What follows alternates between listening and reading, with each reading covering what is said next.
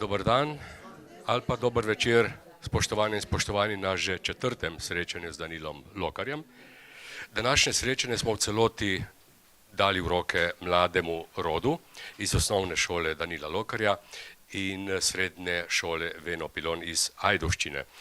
Zelo sem vesel, tudi počaščen, da sta obe ustanovi vzgojno-izobraževalni sprejeli naše povabilo, da pristavita svoj lonček pravzaprav k temu nizu srečanj z Danilom Lokarjem.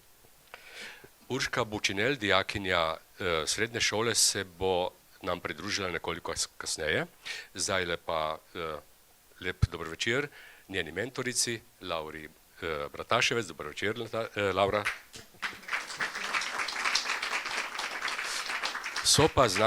Je pa z nami že celotna ekipa osnovne šole Danila Lokarja in sicer pozdravljam Izidoro Črnigoj, dober večer, Natašo Markič, lepo pozdravljena.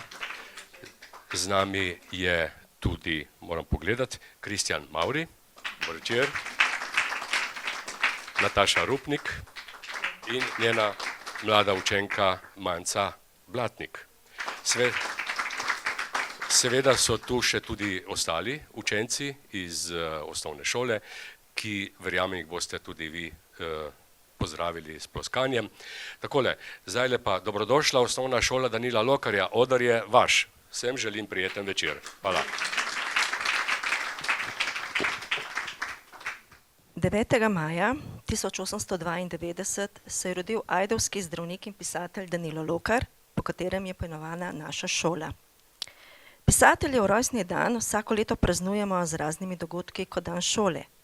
Lani smo se odločili, da 130-letnici rojstva posvetimo celo leto in ne samo en dan. Tako se je v šolskih letih 2021-2022 in 2022-2023 izvedlo več dejavnosti povezanih s pisateljem. Dan šole smo praznovali 6. maja 2022. Pripravili smo dobrodelno prireditev Lokar kuha, ki je bila organizirana v sklopu projekta Dnevi evropske kulturne dediščine Zavoda za varstvo kulturne dediščine Slovenije. Slogan prireditve je bil Dober tek. Poseben gost prireditve je bil znani kuhar Tomaž Kavčič iz gostilne pri Lojzetu. Na stojnicah, ki so jih učenci obogatili z raznovrstno kulinarično ponudbo in ostalimi ročnimi izdelki povezanimi s kulinariko, so se zbirala sredstva za naš šolski sklad. Konec maja so šestošolci izvedli kulturni dan, kjer so podrobneje spoznali someščana, zdravnika in pisatelja. Dopoldan je bil aktiven, saj so se učenci sprehodili do Lokarjeve hiše, kjer jih je pričakala gospa Ivana Slamič, velika poznavalka pisatelja in njegovega dela, ter jim predstavila marsikatero podrobnost, ki je niso poznali. V Lavričevi knjižnici so jim knjižničarke predstavile spominsko vitrino s pisateljevimi deli, rokopisi in Prešernovo nagrado. V senci dreves ob reki Hubelj so prisluhnili odlomkom iz knjige Na pot. Dan so zaključili v enem od razredov na osnovni šoli, kjer so se preizkusili v besednem in likovnem poustvarjanju doživetega.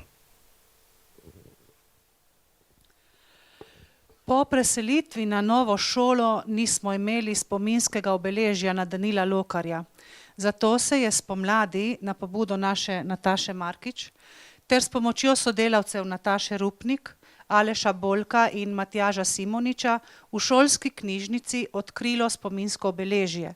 Zasnovano je bilo v obliki kroga, ki ga bogatijo fotografije in krajša besedila o življenju in delu pisatelja. Dodana mu je bila tudi polička, na kateri so razstavljena pisateljeva dela, ki jih hrani naša šolska knjižnica. Zbirko dopolnjujemo v sodelovanju z Lavričevo knjižnico, ki je poskrbela za več ponatisov avtorjevih del.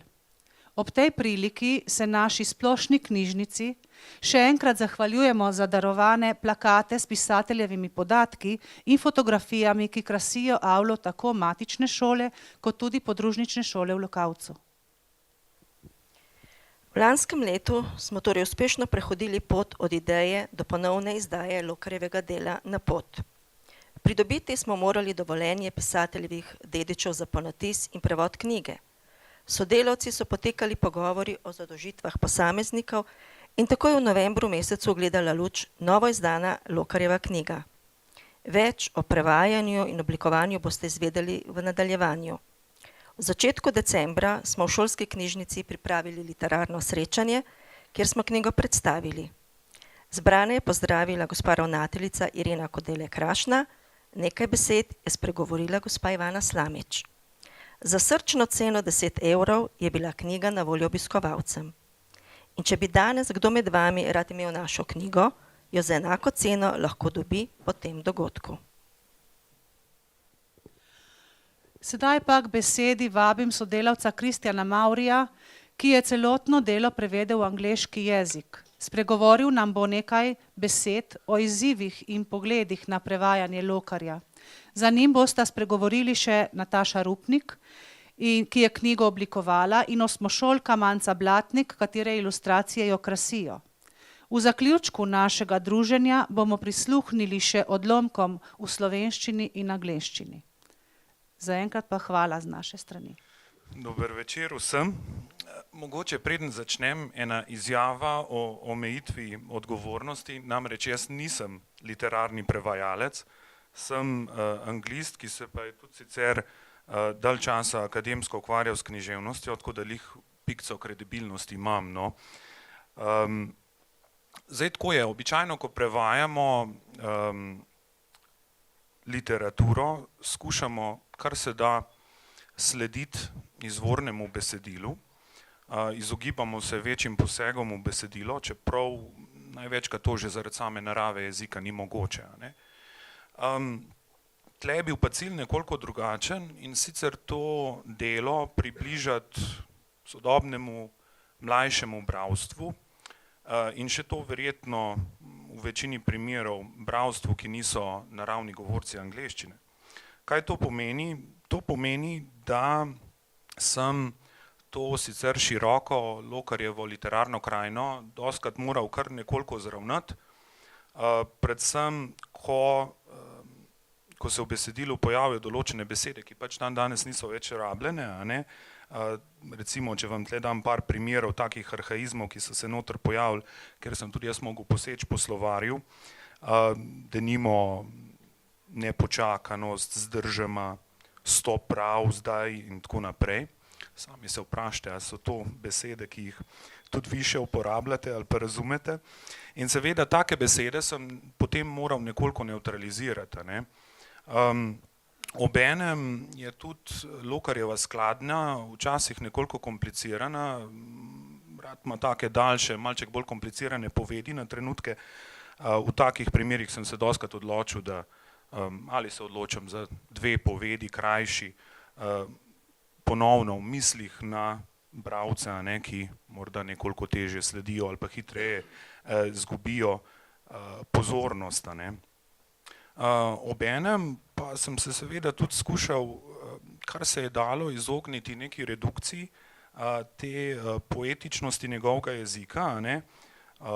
Denimo, če vam dam en primer, noter se pojavlja kar večkrat beseda obličje, ki bi jo seveda čisto komot lahko po angleško prevedel s face, ampak pač ta beseda nosi določeno težo, ki je ne gre zanemariti. V takih primerih sem se vendarle odločil za kakšno bolj komplicirano ustreznico, tako kot recimo v tem primeru countenance, ki tudi v angleščini zveni zelo književno. No, moram pa poudariti, da kljub temu, da je bil prevod svojevrsten izziv, sem na določenih mestih zelo užival. Tisti, ki je že kdaj prevajal, bo vedel, da včasih se ti zdi, da pač se delo prevaja kar samo, največkrat takrat, ko ti je določen del besedila zelo blizu. Meni se je to zgodilo predvsem dvakrat v tem delu. Prvič, ko Lokar opisuje naravo, zdi se mi, da ima določene opise zelo lepe, zelo hitro te premesti v tale njegov svet, ki ga opisuje. Sploh zame, ker nisem z teh koncev in nimam v glavi pač teh poti in teh pokrajin. se mi zdi, da tam je zelo uspešen. In druga stvar, ki jo boste slišali, se mi zdi, da tudi v eni izmed odsekov, ki jih bojo prebrale učenke, ko Lokar opisuje to neko zaznavo glavnega junaka Cirila, ko se mu začne dozdevati, da se nekaj dogaja, česar on čist ne razume. Ne? Pač celotna knjiga na nek način govori o tem, kako se njemu zgodijo določene stvari, na katere nima vpliva, ki jih tudi morda povsem ne razume. Se mi zdi, da je to vsekakor odlika tega dela, ena izmed odlik tega dela. Dve taki zadevi sta, ki bi jih rad izpostavil, preden predam besedo učenkam, če se ne motim, a sem prav slišal. A ste vidve? Ok, potem kasneje. Ma se boste verjetno spomnili.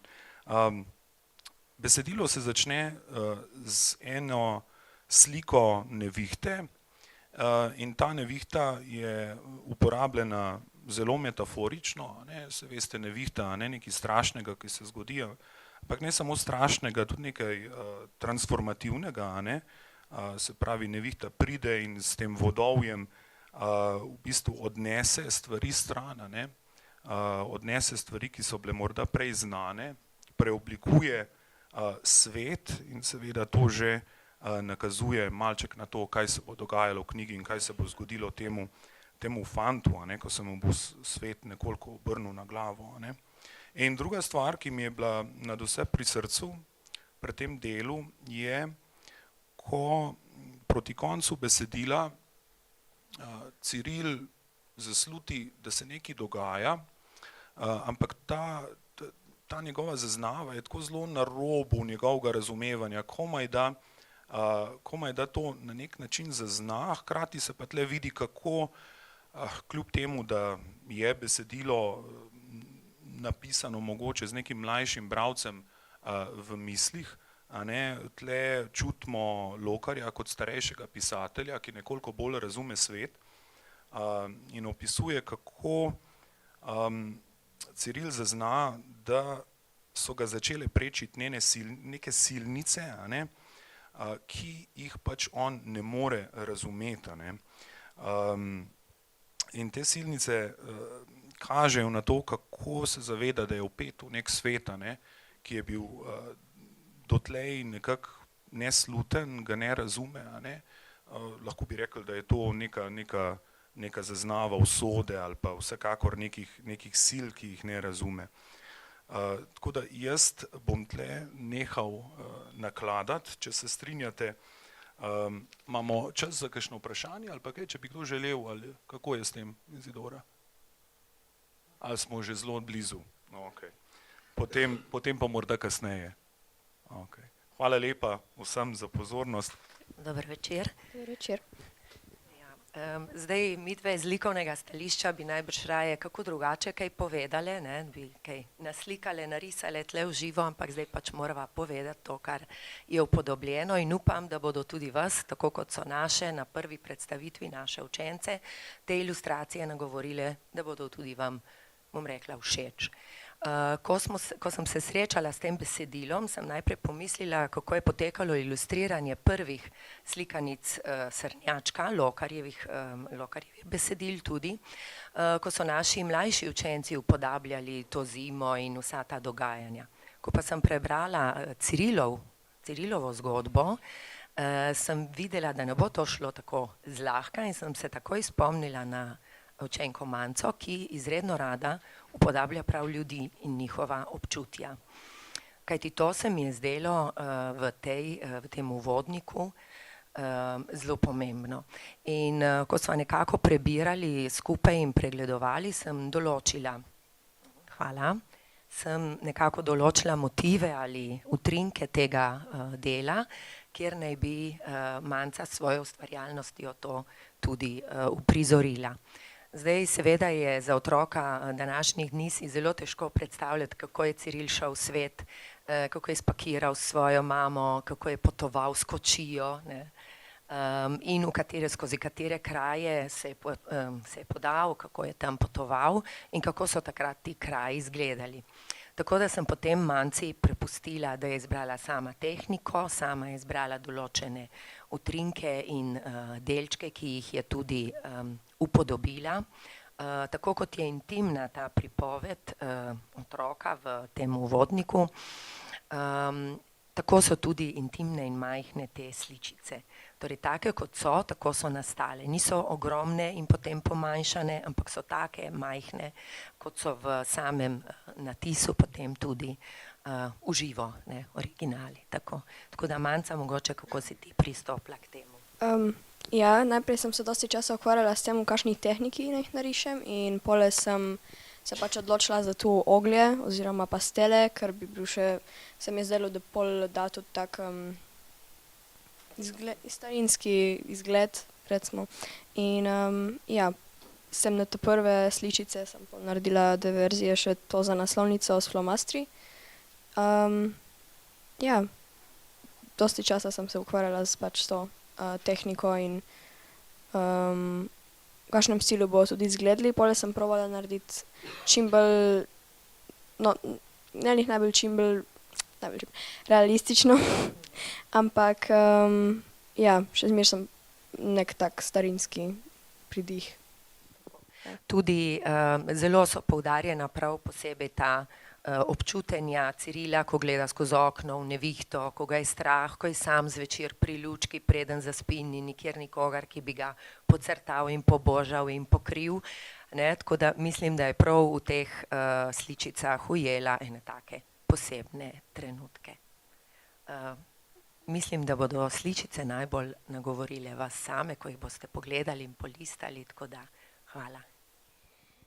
Ciril je zjutraj opazil globoke luže na trgu. Trg je bil do kvadrov nekdanjega rimskega zida pod gruščem in peskom izpran. Tudi čez trg je šla povodenj. Poštni voz z 2 konjema je že čakal. Deček je opazil, da je bil dvobarvno, rumeno in črno prepleskan in da je bil naslikan na rumenih vratih črn cesarski orel z razpetimi krili. Voz se mu je zdel danes prostornejši, kakor ponavadi. Gotovo bo notri dosti ljudi, je pomislil. Toda ko je mati odprla vrata, se mu je zdelo v vozu prazno. Sedla sta, zrla kočjažu v hrbet in Ciril je opazil kotu mlado plavolasko, ki je zrla prav živo. Poštni voz je bil širok, sedež v trdnem usnju je bil globok in sopotnice ne bi dosegel. Nasmehnil se je, ko je pomislil, kako se bo poštni zaboj pomikal dalje. Zdelo se mu je, da postaja celo širi in da bo mogel sanjariti. Zaželel si je, da bi vožnja trajala dolgo. In the morning, Ciril saw deep puddles in the square. The square was washed clean by the gravel and sand up to the stones of the formed Roman wall. The square had also been flooded.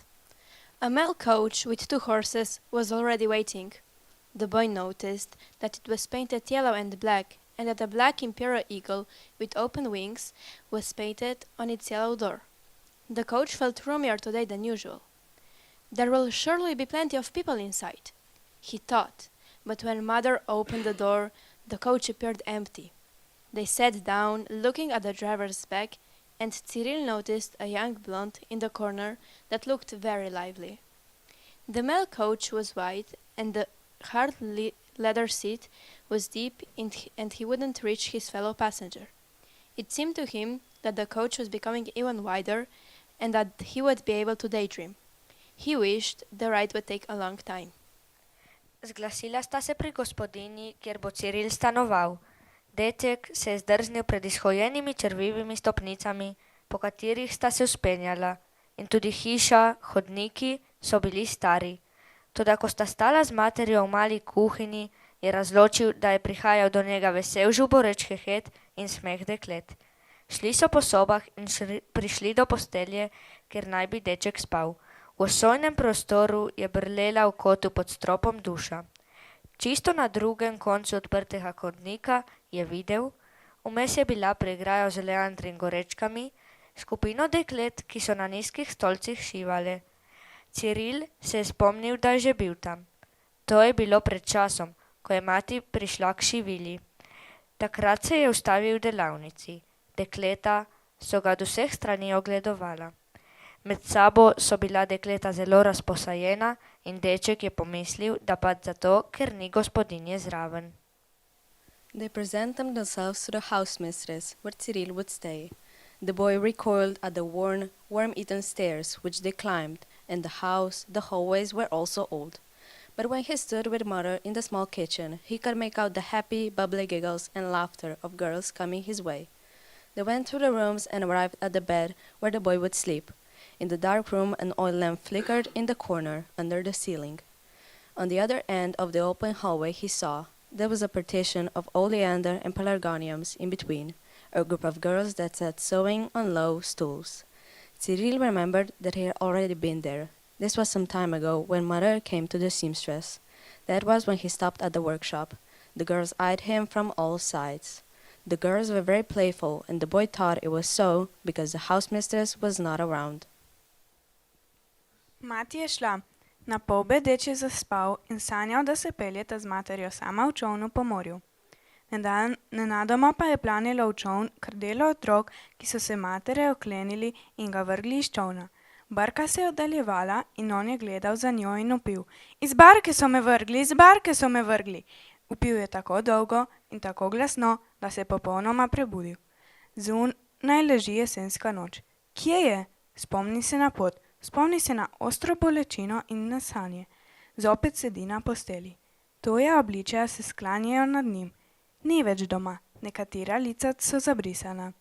Ti moj rjavooki Ciril, mu pravi prikupno Marija in ga potrese, ko sedi na kolenu.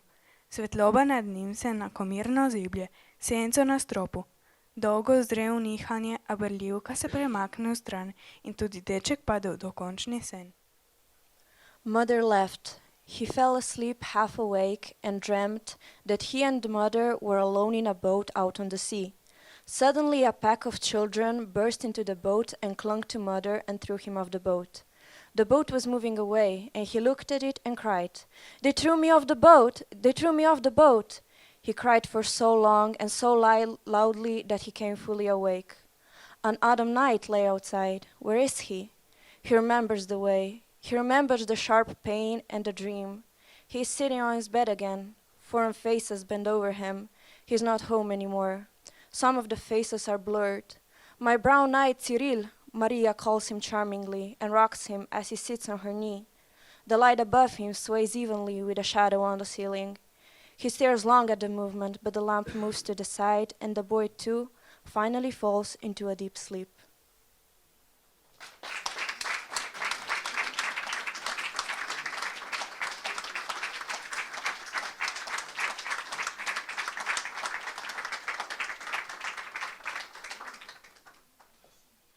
Hvala osnovni šoli Ajdovščina za izjemen prikaz dela z mladimi.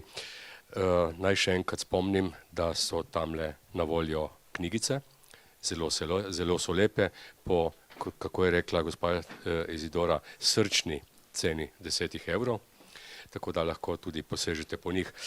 Zdajle pa je na vrsti srednja šola Venopilon iz Ajdovščine.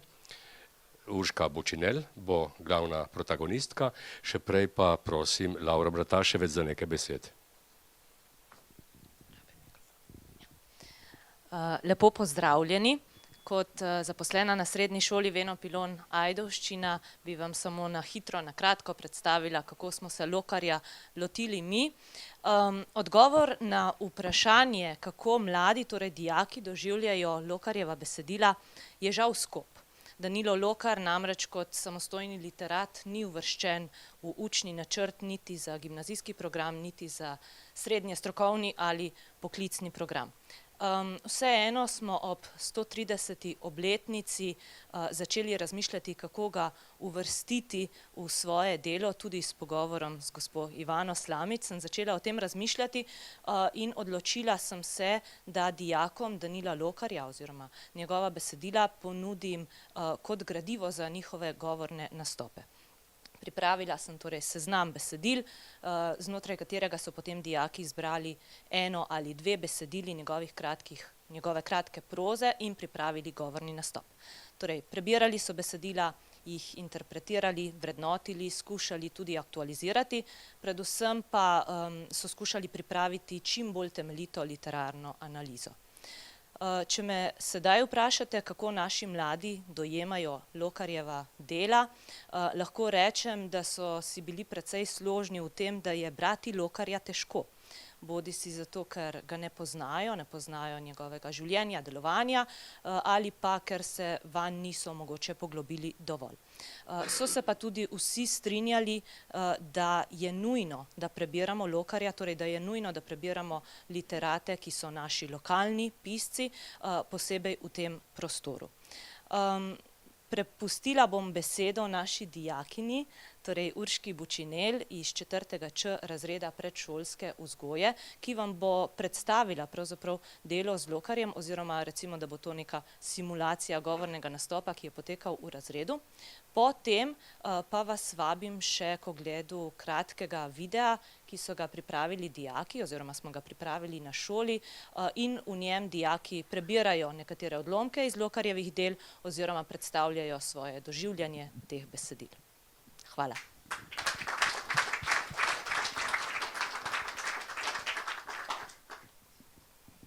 Jaz bi samo nekaj dodala. Tej izjemno odlični predstavitvi, to je druga, ki sem jo poslušala o tem delu, o knjigi. Pozabili ste omeniti oziroma reči, da je to pravzaprav prvo poglavje iz prve Lokarjeve knjige Podoba dečka. In en sam delček iz tega prvega poglavja je že izšel v knjižnici Čebelici, vi ste pa izdali celo poglavje, kar je izjemno, in predvsem še to je zelo pomembno, da je na hrbtni strani dodan prevod v angleščino, tako kot je profesor poudaril, namenjen bralcem, ki smo jih tudi danes poslušali njihovo angleščino. Tu, najbrž za tiste, ki še ne veste, je treba le povedati, da je osnovna šola Danila Lokarja v Ajdovščini zelo odprta v svet, da veliko hodite po svetu in da je to tudi prezentacija Ajdovščine in okolja, iz katerega prihajate. Da ima ta prevod v angleščino pravzaprav dvojno vrednost, ne samo eno. Možnost prezentacije in možnost tudi za našega osnovnošolskega bralca spoznavanja, kako bi morebiti pisatelj, nekoliko simplified, ampak ne preveč, zvenel v angleščini. Zato pa res zaslužite čisto vse čestitke.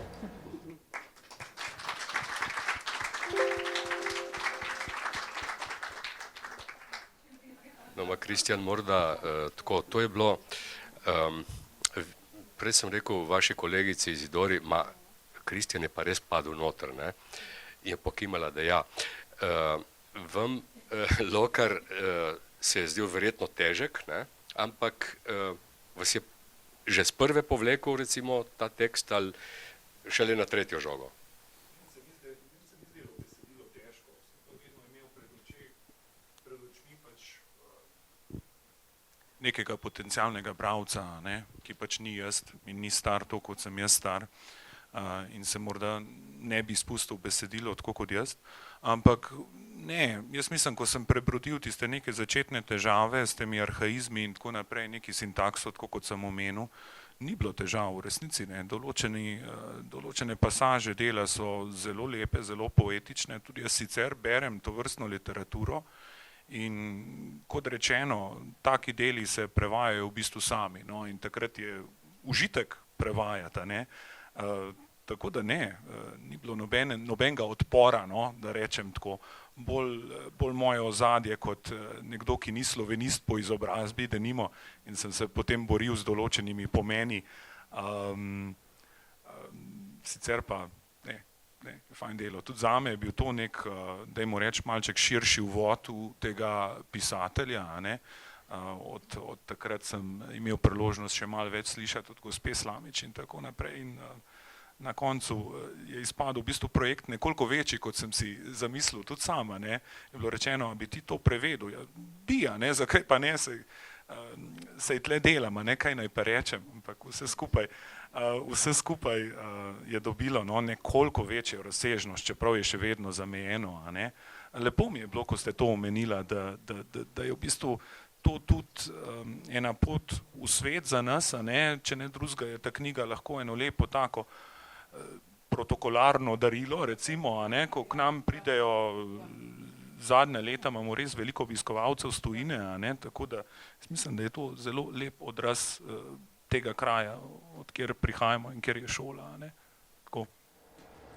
Ja, meni se je zdelo tudi izjemno to, da ste opazili prav dve temeljne značilnosti pri Lokarju. Ta njegov odnos do narave. Ne? Ciril, ko gre v Gorico, v šolo, ima 8 let. Ne? In zdaj, ko beremo podobo dečka, ves čas razmišljamo, ali je pisatelju vendarle uspelo prikazati razmišljanje 8-letnika, ali beremo starega pisatelja, delo je šlo leta 1956, Lokar je pa rojen 1892, torej pri 64 letih, nastajalo seveda prej. Ampak ne, ravno ta slutenskost, ki je pa druga značilnost, ne, ki ste jo prvo omenili, ta slutenskost, kaj prinaša nevihta, popolno spremembo. In tudi na nek način se kar zapre ta krog v prvem poglavju, na začetku ta nevihta, na koncu imamo pa razburkano morje, razburkano vodo s čolnom, iz katerega otrok pade. Mislim, da ste imenitno, res odlično zadeli dve temeljni značilnosti za Lokarja. Slutenskost oziroma te psihološke oznake oziroma opise in izjemne opise narave, ki so za Lokarja taki, da pri Lokarju taki, tudi v kakšnem drugem delu, ne samo tu, da človek kar gleda, kako je mogoče, da se lahko naravo tako opiše. Tako, ja. To vsekakor odlika se mi zdi. Pisatelji dostikrat se mi zdi se trudijo, ne, ker z besedo je vendar drugače upodobiti kot sliko, ampak se mi zdi, da je to uspelo. Se tudi strinjam z vami tam, kar ste rekla, da seveda skuša, ne, sebe projicirati v tistega dečka, ne, kljub temu se mi zdi zlasti to zaznavo s temi slutnami, pa vendarle se mi zdi pokaže tudi sebe. 8-letnik morda to ima nekje na robu zaznave, ampak potrebuješ biti nekoliko zrelejši, se mi zdi, da ko pogledaš nazaj na svoje življenje in izkustva in izkušnje, da v bistvu vidiš, kako veliko stvari se ti preprosto zgodi. In tako se v bistvu dogaja temu dečku, ki skuša nekako si razložiti stvari. V resnici tudi, ko si starejši, vidiš, da določenih stvari pač ne gre razložiti si.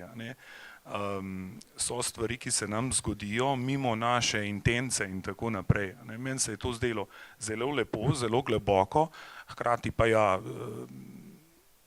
razmišljanje nekoga, ki je že dal, se mi zdi, marsikaj izkusa. Tako.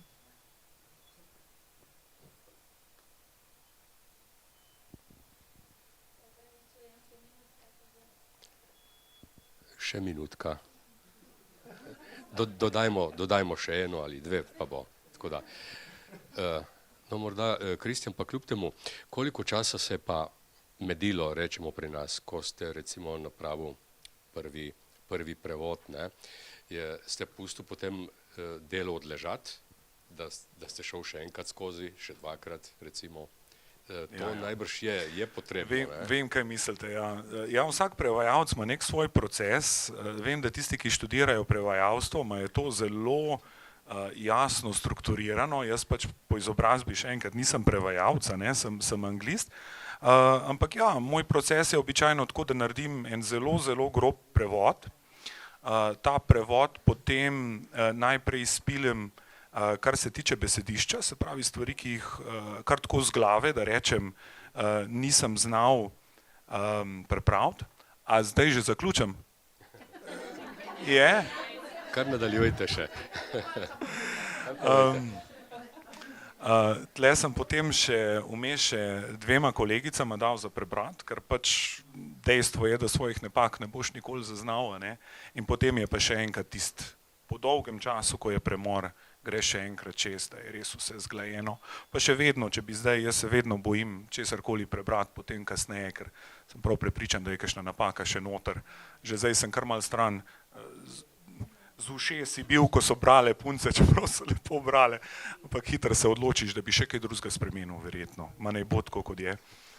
Ja, jaz vas malo slutim, da bi lahko tudi začel s kakim pisanjem, ne samo s prevajanjem. Hvala. Prepuščam, to je druga stran ulice, veste, ne, rečem, jaz bom na svoji strani ulice, drugi ne bojo pa tam, tako. Ja, dobro, hvala. Ja, Urška, izvoli. Se opravičujem, bi malo dočakali še 131-letnico, ampak zdaj pa bo, upajmo.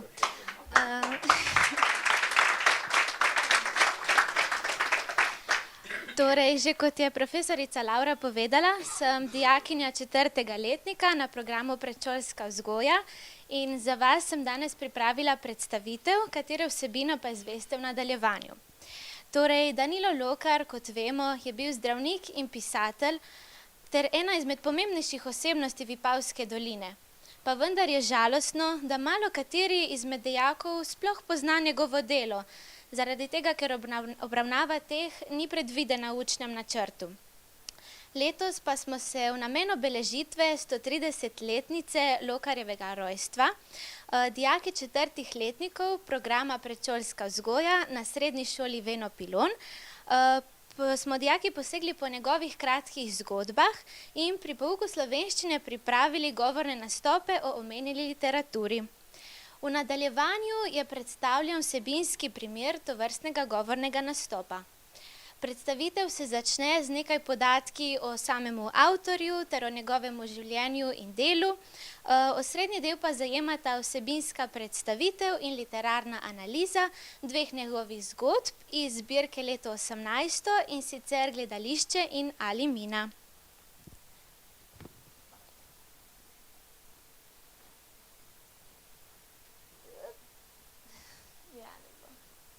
Danes ni tehnika, moj prijatelj.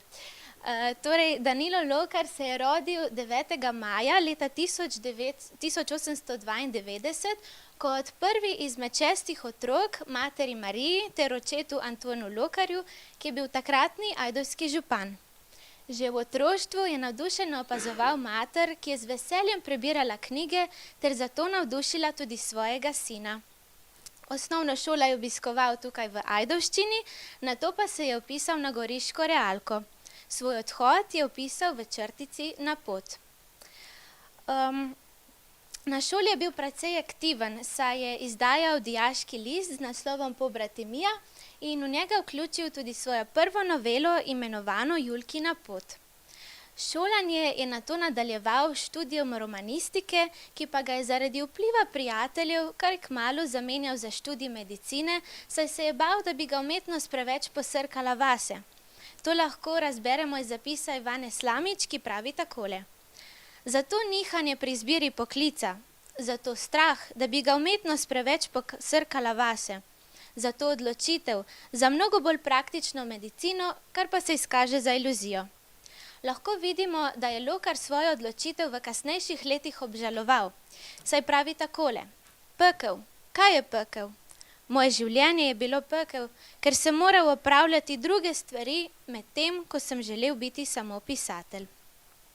Med študijem je Lokar obiskoval Freudova predavanja ter ta spoznanja prenašal tudi v svoja dela. Pred koncem Prve svetovne vojne je bil vojaški zdravnik v Furlaniji, zatem pa je spoznal Jelko Špacapan, ki je kasneje postala njegova žena. Zdravniški poklic je nekaj časa opravljal tukaj v Ajdovščini in stkal tudi tesno prijateljstvo s slikarjem Venom Pilonom. In če pomislimo, sta simbolično še dan danes skupaj, saj sta srednja šola Veno Pilon in osnovna šola Danila Lokarja čisto ena zraven druge. Kasneje je opravljal specializacijo v Zagrebu ter tam delal v porodnišnici, nato pa ga je pot dokončno pripeljala nazaj v domači kraj. Po upokojitvi je sklenil, da bo končno počel to, kar ga je veselilo celo življenje. Postal bo pisatelj. Izdal je svojo prvo knjigo z naslovom Podoba dečka leta 1956. Sledila je še Sodni dan na vasi, za katero je prejel celo Prešernovo nagrado. V svojih novelah je opisoval ljudi iz Vipavske doline, vključeval pa je tudi esejistične elemente in subjektivno opisovanje sveta. Napisal je tudi nekaj dramskih besedil, na primer besedilo Konjiček ter radijsko igro Platnena srajca. Umrl je leta 1989 v Ljubljani, pokopan pa je tukaj v Ajdovščini. Za konec predstavitve o avtorju pa bi vam povedala o njem še nekaj zanimivosti. Torej, po Lokarju je poimenovana tukajšnja osnovna šola, prav tako so v njegovi nekdanji hiši uredili Lokarjevo galerijo. Tukaj v Lavričevi knjižnici imamo posebno Lokarjevo spominsko zbirko.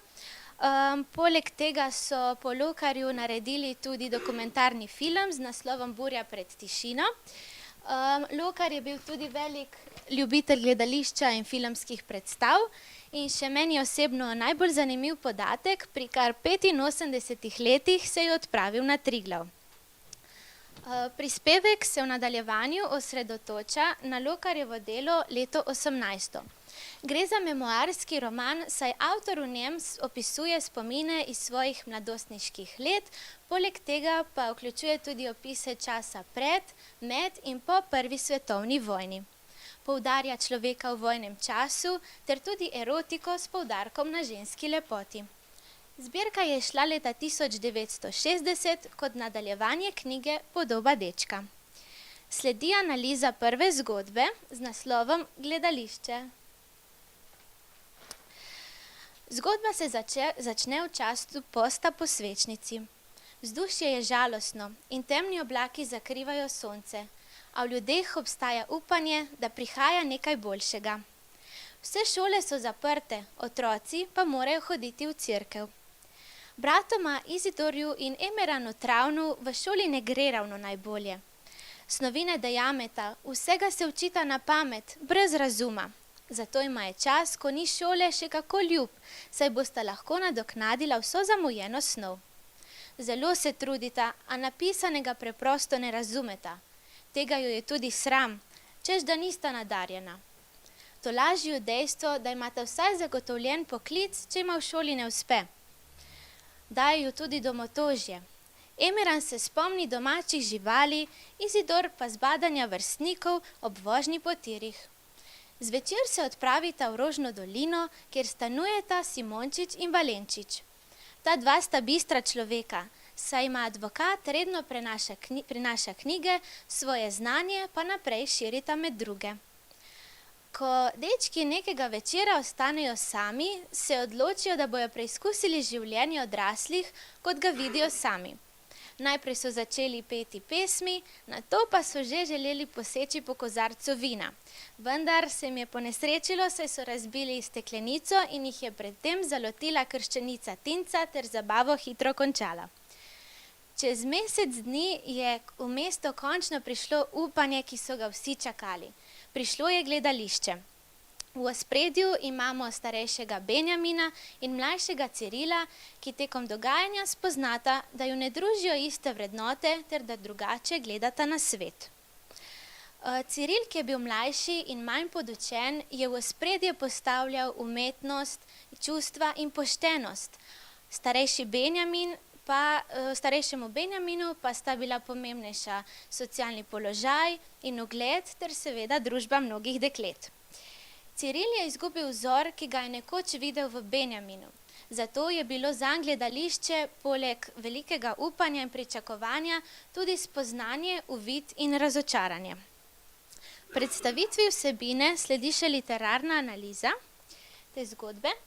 Torej, dogajalni čas in prostor sta postavljena v času posta po svečnici v Rožno dolino. Tema besedila so družba in človeška nasprotja, na primer brezplodno učenje bratov Traven na eni strani ter učenost Simončiča in Valenčiča na drugi, ali pa družbeni položaj in ugled, ki sta bila pomembna Benjaminu, ter čustva in poštenost, ki jo je ocenil Ciril. Nasprotja so rdeča nit celotne zgodbe, razvidna pa so tudi v naslednjih zapisih. Ostajalo je samo grenko čakanje in spomin. Vsi koti so bili še polni zime, a ne zdrave zime na paludnicah, ampak mokrega hlada, in od morja je dihalo še naprej težko. In še drugi del. V izložbenem oknu ob javnem vrtu vise fotografije igralcev v različnih maskah, v skupinah in pritličnih držah. Po oglasnih zidovih po mestu so nalepljeni letaki s poredom za ta večer in za ves mesec. Imena, ki jih je slišal Ciril pred meseci in lani prvič, ruska, skandinavska, stoje črno na belem. To prihaja sedaj na oder in živo pred človeka. Življenje prihaja, umetnost prihaja in veliko razodetje je kratko in malo tu. Motivi v besedilu so sramota, upanje, učenost, razočaranje in gledališče. Avtor je snov črpal iz družbe, družbenih odnosov in položajev, jezikovne posebnosti, ki jih najdemo v besedilu, pa so dialektizmi, kot na primer beseda paludnica, slabšalnice, kot besede gumpec, čuš in guncvet, ter arhaizmi, kot beseda koncipient. Literarne osebe v besedilu so raznolike in zastopajo teme, ki jih avtor vključuje v svoj zapis. Izidor Traven je bil mlajši brat. Se je težko učil in težko razumel snov, saj se vsega naučil na pamet brez razuma. Drugim se je pogosto podrejal, saj je pustil, da so ga drugi zmerjali in je brezglavo bogal njihove ukaze. Ni bil samozavesten, saj se je svoje nenadarjenosti za šolo sramoval. Tudi njegovemu starejšemu bratu Emeranu Travnu šola povzroča velike težave. Svoj nemir pa spravlja na druge, saj se ob neuspelem učenju razjezi na brata. Prav tako ni samozavesten, saj ga je sram lastnega neuspeha. Daj ga domotožje, saj pogreša domače živali. Njuno nasprotje predstavljata Simončič in Valenčič, ki sta bila bistra človeka, saj ima je advokat redno prinašal razna gradiva in sta svoje znanje na to širila naprej. Tudi Benjamin je v delu prikazan kot bister in učen, saj veliko ve, se spozna na umetnost ter piše pesmi. Pomemben mu je socialni ugled, gibanje v visokih družbenih položajih in priljubljen je tudi med ženskami, kot prej omenjeno, saj jih pogosto menjuje. Cirilu, ki je bil mlajši, je bil sprva zgled, a kmalu je spoznal razdvojenost v njunih vrednotah. Ta je v ospredje postavljal umetnost in čustva, saj med nastopom in po njem namesto ustreznosti izvedbe raje razmišlja o občutih in doživetjih, ki se mu porajajo preko igre. In v tem tudi vidi globlji pomen. Avtor skozi to besedilo sporoča, da vsak izmed nas vidi svet skozi svoje oči, naši pogledi pa so si različni. Nekateri dajo prednost družbenemu položaju, statusu, uspehu, drugi pa občutjem, čustvom in umetnosti. V nadaljevanju sledi še kratka predstavitev zgodbe z naslovom Alimina. Zgodba zajema čas, ko se je zima prevesila v pomlad, kar človeka poživi in mu daje energijo. Ciril je slonel na vrhu stopnic in poskušal brati, a tega nikakor ni zmogel, saj se ni mogel skoncentrirati. Do njega je pristopi hišna gospodinja Klara, ter mu pove, da se Mina, dijakinja učiteljišča, ki je bila 5 let starejša, zanima zanj. Cirila je seveda navduševalo dejstvo, da se ženska zanima zanj. Mina mu je hitro napisala pismo, v katerem je jasno izrazila željo po njunem srečanju. Cirila je bilo nekoliko strah, vendar je zaradi vednosti privolil to srečanje. Po prvem srečanju se pisma vrstijo in vrstijo in tako se veča tudi Cirilov odpor do tega odnosa. Mina postaja zelo vsiljiva, saj Cirila celo prepričuje, naj pusti šolo, si dobi službo ter se z njo poroči. Ciril tega enostavno ne more več trpeti. Odloči se, da ji napiše pismo, v katerem jasno izrazi željo po koncu tega odnosa. Ko Mina to vidi, je zelo jezna in razočarana. Pismo pokaže celotnemu razredu. Ob tem pa Ciril doživi veliko sramoto. Hitro ga potolaži Klara, ki mu svetuje, naj se Mini opraviči in si tako olajša zadevo. Olajšanje pa ne traja dolgo. Cirilu se hitro začne Mina pojavljati v mislih in ga mori. Tega ne more več prenašati, daje ga tesnoba. Avtor zgodbo zaključi z mislimi, da moramo v življenju sprejeti vse, kar nas doleti. Kljub vsemu pa moramo ostajati optimistični. Pravi, da imamo v sebi dve podobi, svetlo in temno, ki se med seboj ves čas stareta. Sami pa se moramo odločiti, k čemu bomo stremeli. Slednje so izpostavljali številni pisci, med drugimi tudi irski dramatik George Bernard Shaw, ki pravi takole. V meni sta dva psa, eden je prijazen, drugi je hudoben. Hudoben pes ves čas napada prijaznega. Ko so ga na to vprašali, kateri pes zmaga, pa jim je odgovoril, tisti, ki ga najbolj hranim. Vemo torej, da je v človeku dobro in slabo, sami pa se moramo odločiti, k čemu bomo stremeli. Lokarjeva zgodba se dogaja v spomladanskem času, in sicer na stopnišču pod Pekarno in po mestnih ulicah. Tema besedila je prva ljubezen, ki je sicer nesrečna, avtor pa je snov črpal nekoliko iz svojih izkušenj ali pa iz splošne tematike najstniške in otroške zaljubljenosti. Motivi v besedilu so pomlad, radovednost, prva ljubezen, neodraslost, tesnoba, nemir, strah in krivda. Jezikovne posebnosti so dialektizmi, kot na primer beseda maroga. Tudi tu so literarne osebe zelo raznolike, saj skozi dejanja odražajo svoj značaj in življenjske nazore, pa vendar jih avtor zaradi same dolžine besedila ne more razviti v celoti. Glavna literarna oseba je Ciril, ki je radoveden, saj si je želel spoznati, kakšen je občutek imeti žensko ob sebi. Hkrati pa ga lahko označimo tudi kot neodraslega, nezrelega, saj se resnega odnosa ustraši. Mino občuti kot zrelo in materinsko, ne pa kot privlačno in ženstveno. Obenem je nemiren, tesnoben, saj ga ta zveza ves čas mori, zato se je odloči preko pisma prekiniti. Kljub vsemu se zdi sočuten in pošten, saj svoje dejanje na koncu obžaluje, vest ga preganja. Mina je bila sicer starejša od Cirila, bila je dijakinja učiteljišča, tudi zelo bistra in učena, kar Ciril jo opiše celo kot pametno govori, čisto razumsko, materinsko. Deluje pa nekoliko vsiljiva, saj Cirila prepričuje, naj pusti šolo, se z njo poroči in si dobi službo. V zgodbi nastopa tudi Klara, ki je hišna gospodinja, bila pa je rahlo naivna, saj je rada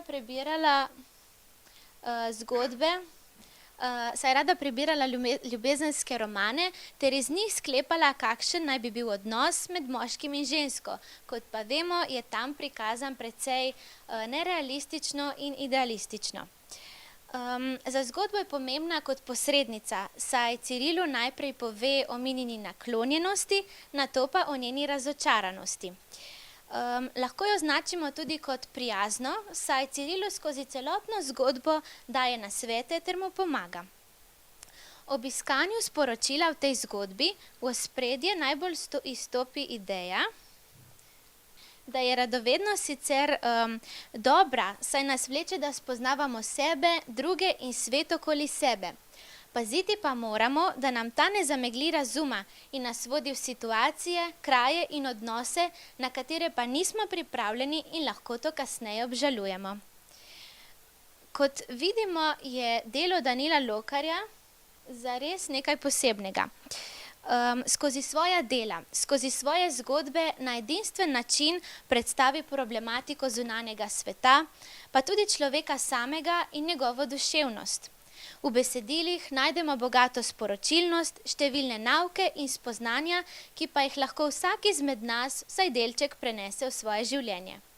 Branje Lokarjevih del v šolah se mi zdi pomembno, kljub temu, da je besedilo nekoliko zahtevnejše zaradi samih značilnosti tega obdobja, ki se kažejo tudi v številnih simbolih in vojnih vsebinah. Kot šolarji oziroma dijaki pa se tako prvič soočamo z nekoliko zahtevnejšo literaturo, se naučimo zares poglobiti vanjo, razbrati pomen, razumeti simboliko skrito v zgodbi ter tudi prenesti nauk v svoje življenje. Poleg vsega tega se mi zdi še posebej pomembno, da ta dela prebiramo dijaki in učenci šoli iz Vipavske doline, saj tako spoznavamo svoj kraj, takratne razmere, takratnega človeka, konec koncev svoje temelje. Življenje nas kasneje zapelje na različne poti, ali zaradi študija, zaradi družine ali katerih drugih razlogov. A vendar bomo vsak kraj lahko prinesli vsaj delček svoje kulture, ter s ponosom povedali, da prihajamo iz tistega kraja, kjer je živel tako izjemen pisatelj, kot je bil Danilo Lokar. Hvala.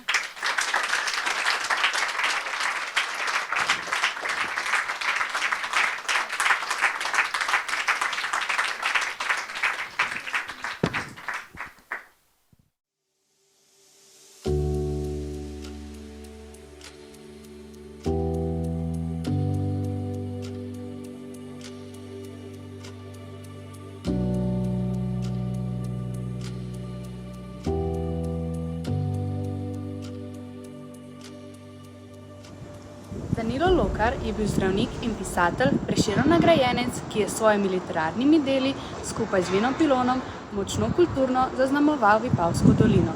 Rojen je bil 9. maja 1892 v Ajdovščini, umrl pa je 21. julija 1989 v Ljubljani.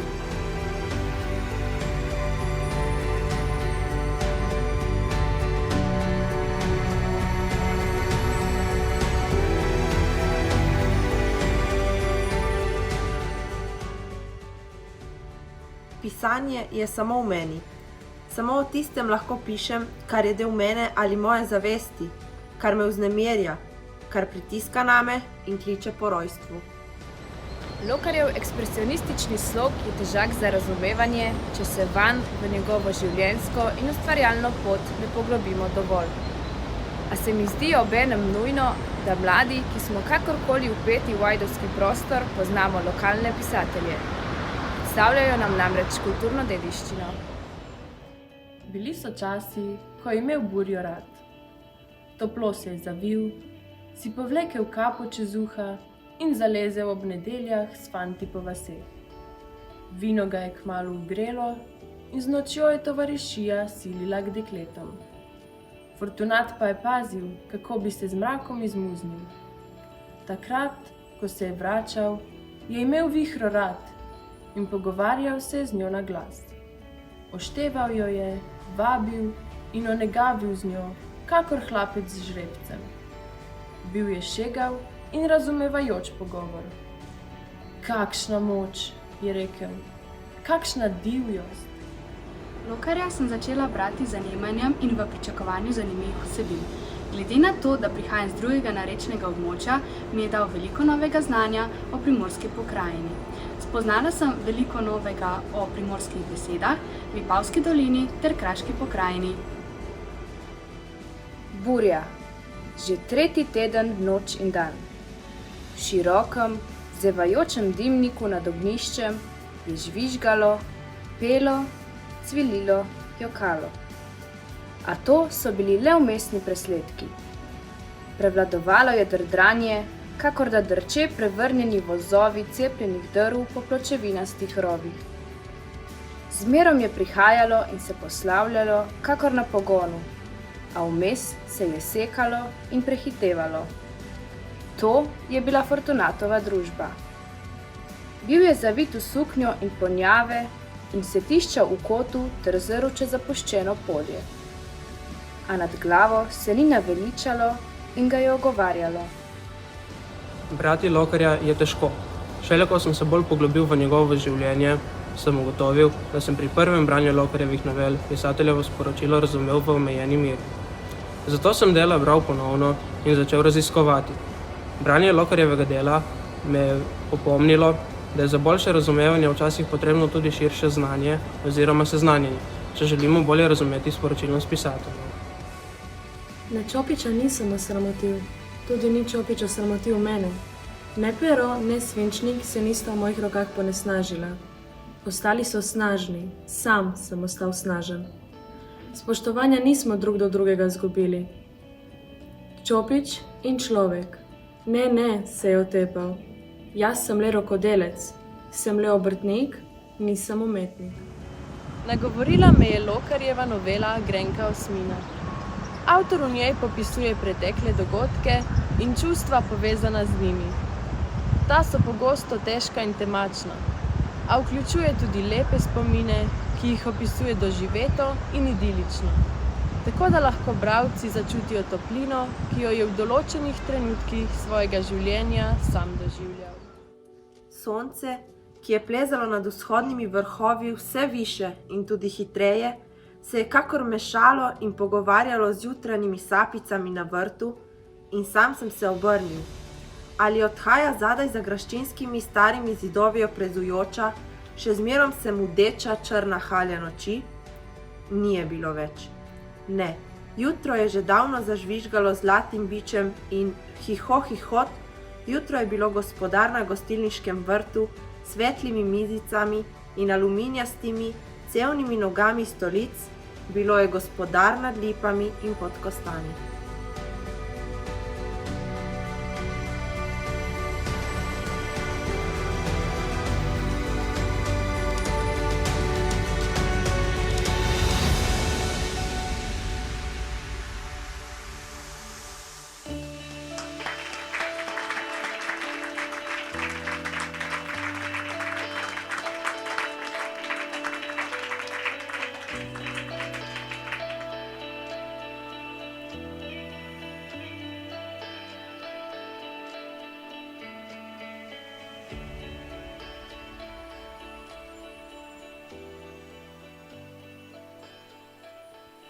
Ja, nekaj fantastične predstavitve. Mislim, da se strinjate z mano. So vsi zaslužili še en aplavz po moje.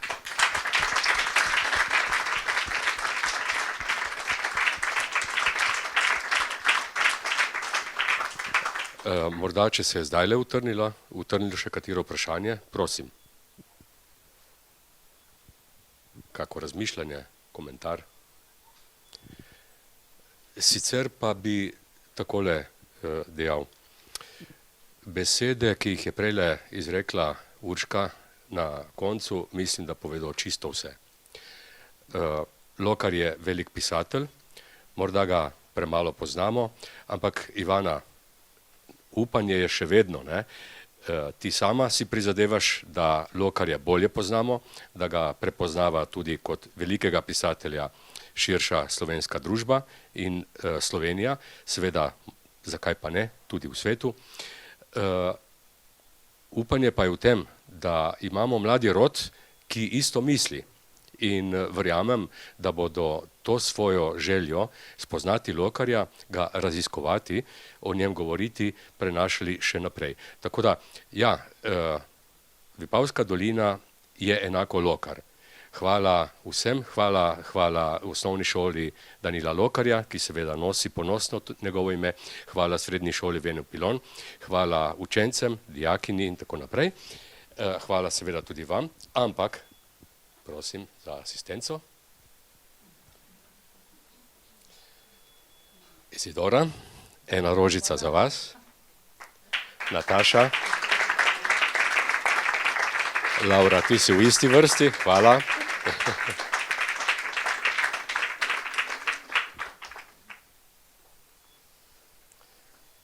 Nataša.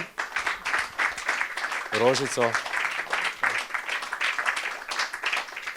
Urška, rožica zate. Hvala. Imamo še katero? eno rabim.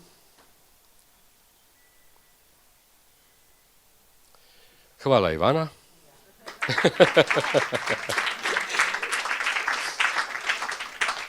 In za Kristjana, pa ne rožica, ampak vidim, da vam dobro gre lokar, pa še enega lokarja za sabo. Ajdovski lokarji in Prva svetovna vojna, mislim, da vam bo všeč. Seveda, učenke, hvala vam tudi vam. Hvala vam seveda vsem za vaš nastop in prispevek. Lepo je, da smo bili tukaj, fantastičen večer je bil.